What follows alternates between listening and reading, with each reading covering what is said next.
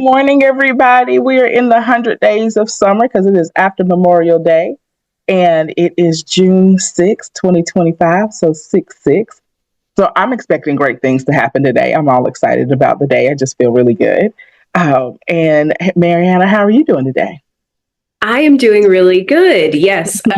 June, I'm super excited because that's like my husband and I's anniversary month. Right. Yeah. So June 25th, we'll be celebrating 9 years this year. Wow. Yeah. Oh, wow. I know you get this all the time, but you look too young to be selling a 9 year anniversary. Like, I would Oh, have thought yeah. it was like 3 years, maybe four, five. I may have been Yes. like, really? But nine is Yep. amazing.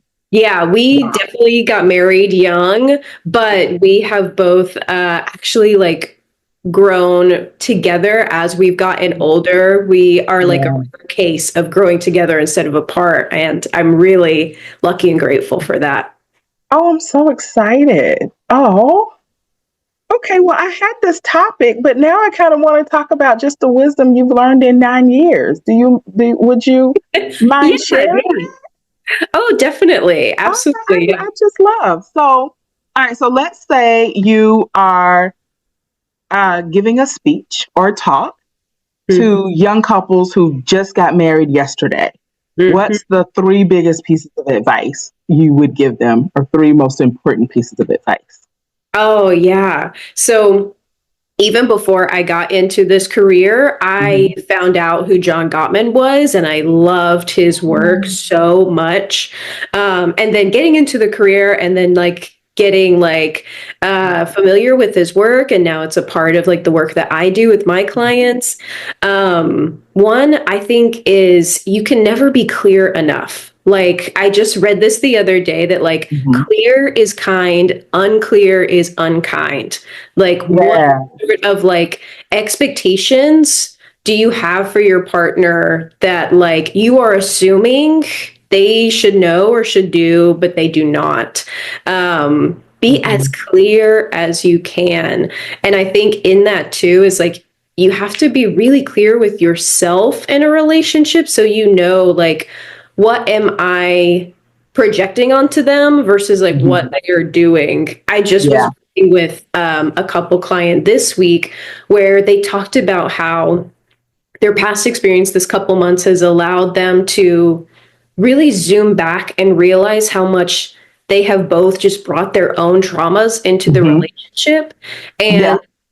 And so whenever like one would trigger the other, they would realize like, oh, this isn't like they're not like attacking me. They are triggered right now from like their past Mm. trauma. Mhm. And it allowed them to step back and have such a perspective about themselves and then about Mhm. how to react in that sort of situation.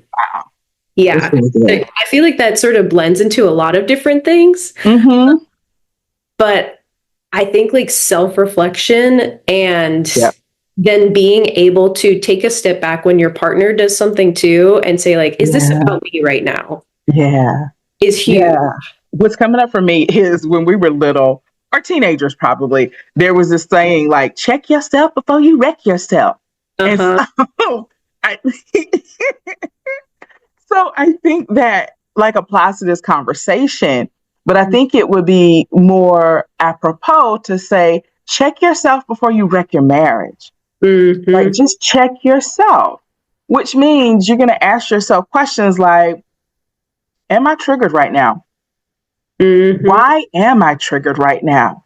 Why is that my reaction? Like, Mm-hmm. what am I thinking? And this is the thing, our thoughts work on automatic so quickly Yeah. that if we don't stop and say, what am I thinking? Mm-hmm. Then we will wreck something, you know? I think that clear as kind came from Brene Brown. Is that I think you're right. Yes. okay? So Brene also talks about having self compassion. One of the things that I love that she talks about is the story in our head. Mm-hmm. It's usually the shitty first draft and always wrong. So if you could learn to take a moment in a marital discussion, specifically in a marital argument, in a marital disagreement, or just one of those days when your partner is getting on your nerves. And just kind of check yourself. What is the story in my head? Okay. Just what is the story in my head? And then take a deep breath and say, okay, no matter what the story is, it's probably wrong. Like, let me take a deep breath, you know? And another question, I don't know if I got it from Brene Brown or what, but kind of the second half of, okay, the story in my head is, what's your perspective, or what's the truth, or could you tell me more details about this? So, and the story in our head is always going to usually kind of be something about defending ourselves. Our body is always trying to take care of ourselves, right? And so, but it can do it sometimes in crazy ways.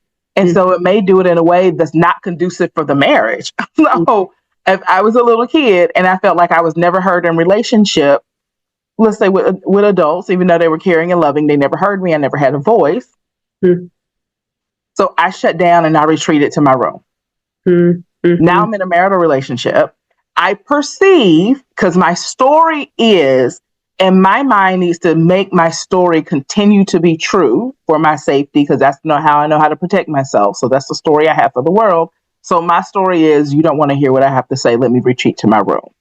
And that may not be the case anymore. So being able to just to take a deep breath, what happened to me just now? What happened to me in that situation?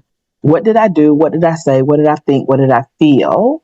And then I'm going to ask you to choose to operate in partnership. Like, what would be loving? What would be kind? What would be clear? So, okay. All right. So I'm going to say your number one was clear and kind. I'm going to say your number two is check yourself before you wreck your marriage. Yeah. And okay, also too, even like one more thing to piggyback off of like is kind is like you can use that also to ask for clarity in like you can clarify anything in a marriage. I walk couples through how to have these conversations all the time. And I think we're just not, so many of us just simply aren't taught how to have these conversations. Where like it's exactly like what you're talking about, Natalie, where you can, as long as you are good at de-escalating and keeping the temperature, you can allow for a space in a marriage where someone like has a reaction and take that moment to reflect and then go, I don't know why I did that. I'm sorry. Can I redo that, please? Like, that is not how I wanted to come across, you know, or the other person saying like, hey, you probably didn't mean it at all, but I think that is really like, you know, like that was like a reaction. It sounded like, are you okay? You know, you can always ask for clarity. Like, hey, I heard that a certain way. Could you say that differently? Like, just for me, I've talked to you about this and I can tell like my brain is just struggling with that. Like, Oh, I love that. I love that terminology. Just my brain is struggling with that because sometimes me and my friends, we call it being a girl. Like when a partner says something and it like cuts us or hits us the wrong way and we want to like spiral out in our insecurities. So most of my friends are either therapists or have been in therapy years because they have friends who are therapists. And so we can usually catch it, which is like, okay, the little girl inside of me, like she has a story about this. Like I got to get you to give some more words to that, some more clarity to that, some more context to what you just said, because I am running, she's just gone. Like I can't get her back. I can't get her back by myself. I can't. Nothing I'm saying to her is working. I've got to have you give me some more words and context to that, because she's and I just did this the other day.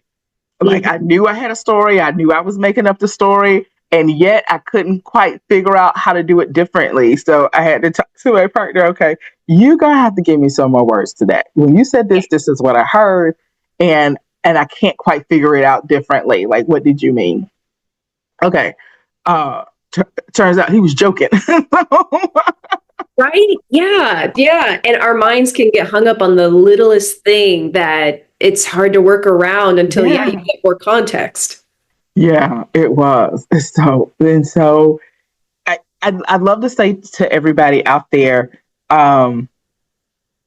feel like to err is human, and Mm-hmm. something is, I can't remember the second, but we are humans, and we and our brains are our brains, and so we've got to work with the brains that we have in a marital relationship, like understanding our brains. Even if you could, I'd love for everybody to go deeper and understand kind of what are your core stories Mm-hmm. that you're probably unconsciously, with your subconscious, living out and you don't realize it. And so, Mm-hmm. for example, let's go back to the little kid that was never heard in his household, or she was never heard in the household. They were never heard in the household. Then they perpetuate that story. I'm never heard at work. So they act in ways that won't allow them to be heard. And then I'm never heard at home or with my friends. And so then they act in ways that won't allow them to be heard. And in most relationships, friendships, most rational people, you can say, hey, I don't think you got my point, or hey, I really need you to listen to me right now.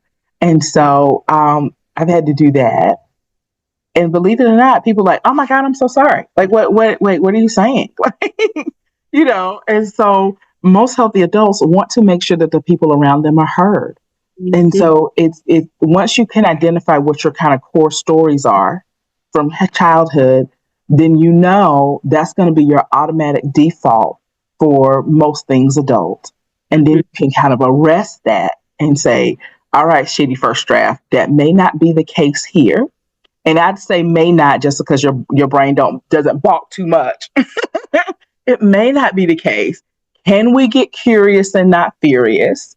Can we ask some questions? Can we find out exactly kind of what that person meant or was said or what's happening? And let's kind of just get clarity. Let's get curious and not furious.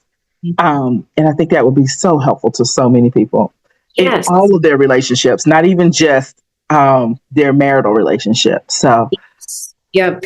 And I would say that goes into like, I would say one of the biggest things, the biggest tips that I would give mhm, newly married couples, because even in the way that you phrase that, you use that I statement. mhm, And that is one of the biggest thing I work with couples on are I statements. mm, And it even been a huge thing in my own relationship too, because it yeah, completely transforms the way that you talk about conflict, like yeah, even anecdotally, like I used to be a huge like argue to win person, like whenever we mhm, were dating.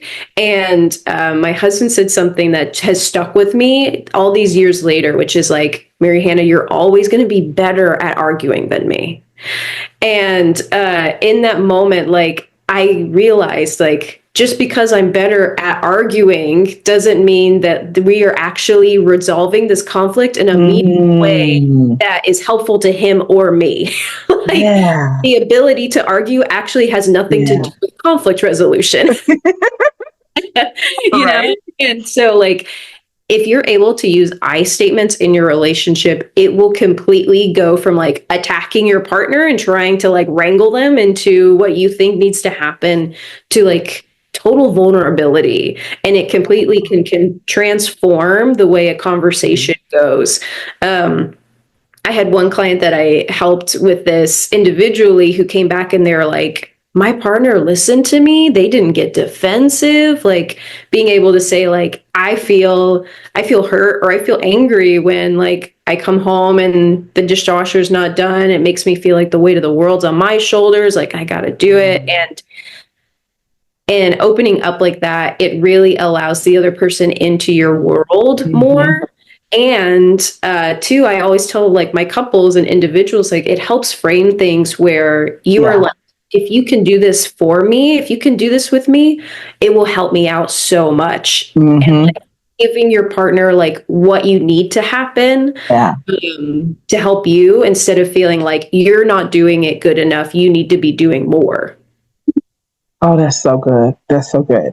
I also want to say with like leading with I statements, also where you can lead with some type of compliment or affirmation that's gonna like it's like it okay, let's say 0 to 10. 10 is like absolute argument, blowout, slamming doors, leaving the house, putting a hole in the wall. And zero is as calm as you can be. I feel like when you start with a compliment, it's almost like you start at -5 or even -10. And so we have a lot more room to talk because that compliment or the affirmation kind of lowered defenses even more. Mhm. And so and I also don't want you guys just to give compliments when you're getting ready to ask for an improvement in behavior. Okay. So as I say that, I would like compliments to be free flowing, Mhm. speaking of Gottman, at a ratio of like 5 to 1, like Mhm. 5 things you love about your partner as opposed to the one thing that you want, one behavior change. I always want it to be a behavior or a dynamic or our system that needs to be changed, altered, tweaked. Like I never wanted to be like, you, Mary Hannah, are a terrible person and you need to be better. Like I Mhm. would like it to be of something's happening with the trash not being taken out. Our system doesn't seem to be working. How can we come up with a better system together? And Mhm. so it's the system that's not working, not you terrible person, you who I have to sleep with tonight. Yes. And Yeah. so, Mhm. or in a way to start that with a compliment is, I love how our pickup drop off system is working for getting the kids. I always feel really good when I can drop the kids off in the morning, and I love that I don't have to worry about them because you take care of it in the afternoon. Like I love that for us. I believe it works to our strengths because I'm a morning person and you're an evening person. Like I love it. Can we get the trash system to work as good as that system? You Mhm. know, can we improve that so that that works better? Like, what do you think we can do differently? Mhm. Okay, and so I think like even saying that, like I calm down a little bit Yeah. because when you are honestly giving appreciation or affirmation, um, honoring your partner kind of with your words, I think it does put you in a better spot. It's hard to say how much you like somebody, how much you appreciate somebody from a place of anger. It's Yeah. just hard. And so it shifts you. And so you can start softer. Okay. Mhm. And the softer you start, the better every conversation is going to go. Mhm. It's just, and I get it. It's hard and it takes time. And which is why we have to ask ourselves questions like, what's going on with me? Why did I do this? Why did I start that? Why did I just come in hot? I just came in fussing. What can I do differently? What do I need to do differently so I don't start at 7 because we have no choice but to go up from there. Yeah. Like no choice. So anyway, all right, that's my 2 cents. Okay, so to get a third point down here. So I Yeah. got clear as kind as number 1. I Yeah. got check yourself as number 2. Out of all that we just said, can we come up with a succinct number 3? In my mind, I think like I statements will save your life. Like I statements will transform. Because again, I think yeah, it totally transforms the way that you approach even like a subject. Which also, by the way, I love like a coming at your partner with a compliment. I tell my partners like think of like what you learned of like the compliment sandwich, like it helps your partner to feel like you're on the same side and that you really want what's best for them and the relationship as opposed to like just coming at them. Mm-hmm. I'd also like to say this, just in general, you guys just kind of remember how life works. On the day that, like, I remember one time at work, my boss called me, and I think to get on to me about something, and he was just like, Natalie, you're having a bad day, aren't you?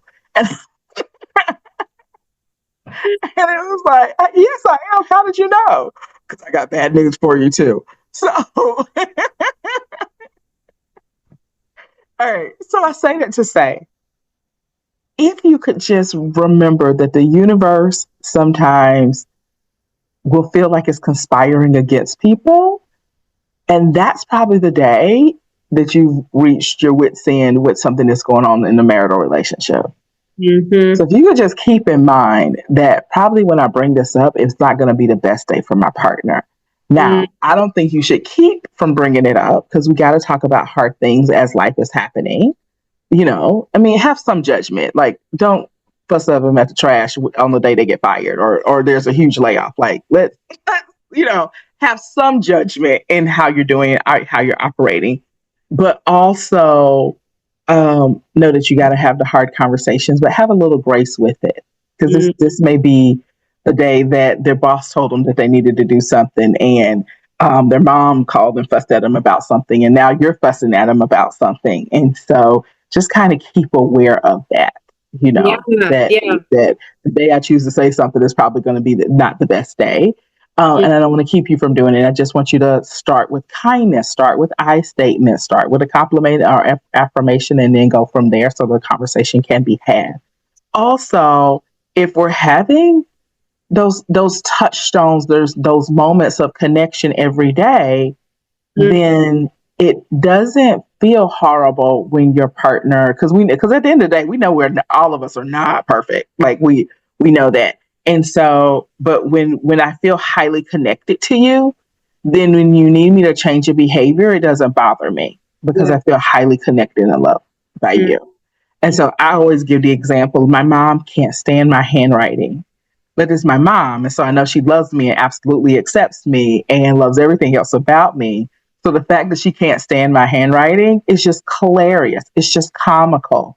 yeah. And so when I write her letters, I type them instead of write them. So, but that's it. And that's what I want for our couples, that when your partner is not happy with the behavior that you do, that there's so much goodwill built up in the relationship that it's an easy fix. Or like, oh yeah, babe, I'll take care of that for you. Like, yeah, oh yeah, I've been meaning to work on that myself. Like, it's like, oh yeah, I know exactly what she's talking about. I had already been thinking about it. Like, it's something that's really easy and smooth in the relationship.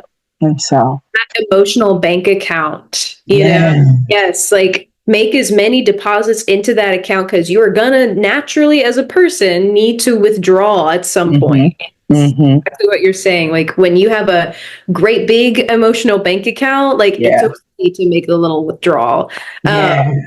and even on the other side of like giving your partner like grace and like judging that is also like being wary when you are having a bad day. Like what came to mind is a day when Mm. I was having like a wild day and I like had no sleep. I could tell I was on edge. And my husband and I were like in the middle of cooking a meal. And I said, hey, I'm not trying to like explain it away if I do, but I can tell I'm on edge. And if I snap at you, I'm sorry. Like, I'm really not trying to. Like, I don't want to justify snapping at you, but I can just tell, like, I Yeah. don't know what might slip out today. And he was like, I totally understand. That is okay. I get you. Like, I think he appreciated that that was me, like, thinking about it and Yeah. recognizing, like, uh, I don't want to snap at you. I can just tell I'm in a mood.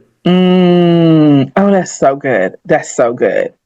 Yeah, I had a couple, and they talked about that one time where the wife was able to call the husband and say, "I had a really, really bad day at work.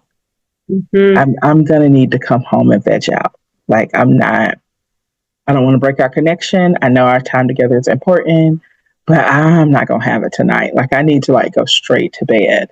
And the husband was able to work in partnership with her and say, okay, what do you need me to do for dinner? Like, what do you need to go get food? Do you need to have food ready? Like, what would be helpful for you? What do you need? A shot of whiskey? Like, do you want me to have it ready for you at the door? Like, what do you need?